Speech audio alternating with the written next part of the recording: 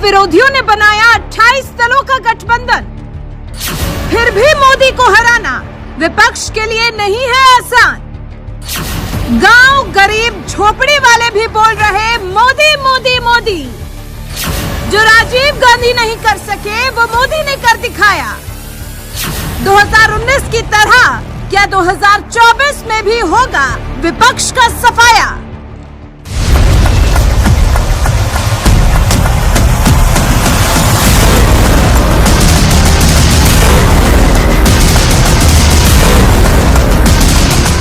साल 2014 से पहले देश के सियासी हालात ऐसे थे कि कांग्रेस को छोड़कर कोई भी ऐसी पार्टी नहीं थी जो अकेले दम पर देश की सत्ता हासिल कर सके। नेहरू काल से ही राजनीति में उसका एक छत्र राज हुआ करता था, लेकिन साल 2014 में नरेंद्र मोदी के राष्ट्रीय राजनीति में कदम रखते ही जैसे मानो कांग्रेस का सियासी सिंहासन डोलने लगा। और इसी साल हुए लोकसभा चुनाव में देश की जनता ने मोदी पर भरोसा करते हुए बीजेपी को ऐसा प्रचंड बहुमत दिया जिसने देश की राजनीति को ही बदल कर रख दिया। जिस कांग्रेस ने लंबे समय तक देश पर राज किया, जनता ने उसे एक झटके में जमीन पर लाकर पटक दिया। बीजेपी को मिली इस ऐतिहासिक जीत के बाद पीएम मोदी ने देश की कमान संभाली, जिनके राज में गांव गरीबों के विकास पर भी सरकार ने खूब जोर दिया, जिसके दम पर साल 2019 के लोकसभा चुनाव में मोदी दोबारा सत्ता में लौट कर आ गए। और अब मोदी के सामने सबसे बड़ी चुनौती है 2024 का लोकसभा चुनाव, जहां उनका मुकाबला 28 विपक्षी पार्टियों के गठबंधन से है। लेकिन लगता है जैसे महागठबंधन भी मोदी को नहीं हरा पाएगा। और इसकी सबसे बड़ी वजह गांव गरीब झोपड़ी तक पहुंचा मोदी का नाम है, जिसकी काट खोजना विपक्ष के बस की बात नहीं लगती।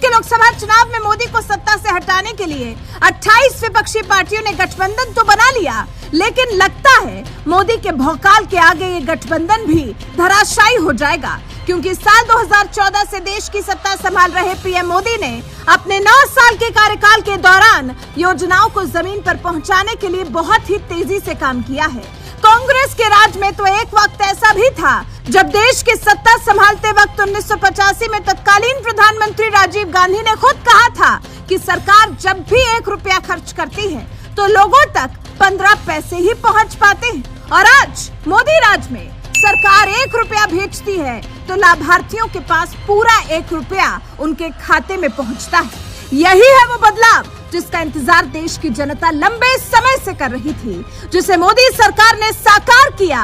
इस एक कदम से सरकार और लाभार्थी के बीच से बिचौलियों का खात्मा करने की वजह से ही 2019 में मोदी सरकार दूसरी बार सत्ता में आई थी।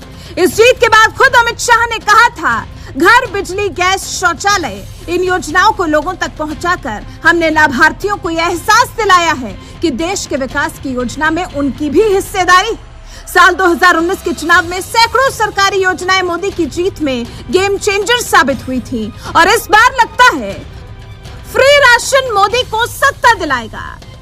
इस देश की गरीब जनता को सस्ते दरों में राशन तो पहले भी मिला करते थे, लेकिन मोदी सरकार में पहली बार ऐसा हो रहा है कि सभी को साल 2020 से ही फ्री में राशन दिया जा रहा है। क्योंकि यही वो दौर था जब देश में कोरोना फैला हुआ था, जिससे एक तरफ लोगों की जान जा रही थी तो वहीं घरों में कैद होने की वजह से कई लोगों की नौकरियां भी छिन गईं। ऐसे में देश के प्रधानमंत्री नरेंद्र मोदी ने देश भर में फ्री राशन बांटने का ऐलान किया, वो भी महीने में 2 बार, जिससे देश की जनता को जहां काफी मदद मिली तो वहीं मोदी सरकार को भी फ्री राशन बांटने की वजह से बड़ा चुनावी फायदा मिला। जब साल 2022 में यूपी जैसे बड़े राज्य में बीजेपी प्रचंड बहुमत के साथ लौटकर सत्ता में आई। यूपी चुनाव के दौरान खुद पीएम मोदी चुनावी रैलियों में फ्री राशन की खूब बातें किया करते थे। और हरदोई की एक चुनावी रैली में राशन की लाभार्थी गरीब महिला की कहानी सुनाते हुए क्या कहा था, आप भी सुनिए। एक गरीब बुजुर्ग अनपढ़ मां उस बुजुर्ग महिला से फिर पूछा, किसका नमक खाया है, किसे धोखा नहीं देगी। तो उस मां ने कहा, मोदी का नमक खाया है। वो बुजुर्ग महिला के साथ उनके बुजुर्ग पति भी बैठे थे। उन्होंने भी उस मां ने जो कहा, उनके पतिदेव ने भी उसको समर्थन दिया, हां में हां मिलाई। फिर उस बुजुर्ग महिला से पूछा गया कि मोदी ने ऐसा क्या किया है।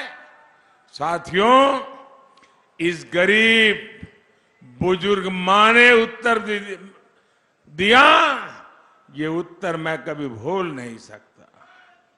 उस मां ने कहा, मोदी राशन दो हमें। फिर दोबारा कहा मां ने, मोदी राशन दो हमें। भाई और बहनों, फिर बाद में उस महिला ने बताया, उस मां ने बताया कि कितना राशन उनके परिवार को मुफ्त मिल रहा है।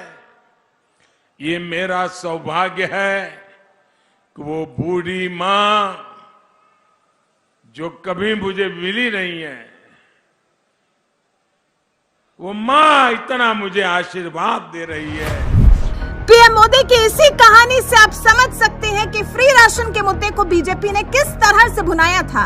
और अब लगता है 2024 के लोकसभा चुनाव में भी बीजेपी के लिए फ्री राशन का मुद्दा एक बड़ी भूमिका निभा सकता है। इसलिए मोदी सरकार ने फ्री राशन योजना बंद करने की बजाय इसे अभी भी जारी रखा। साल 2020 से मिल रहे फ्री राशन ने लोगों के दिलों में मोदी के लिए कितनी बड़ी जगह बना दी है, यह आप यूपी से आई एक वीडियो से आसानी से समझ सकते हैं, जिसे खुद पूर्व आईपीएस और यूपी के एमएलसी साकेत मिश्रा ने पोस्ट किया है।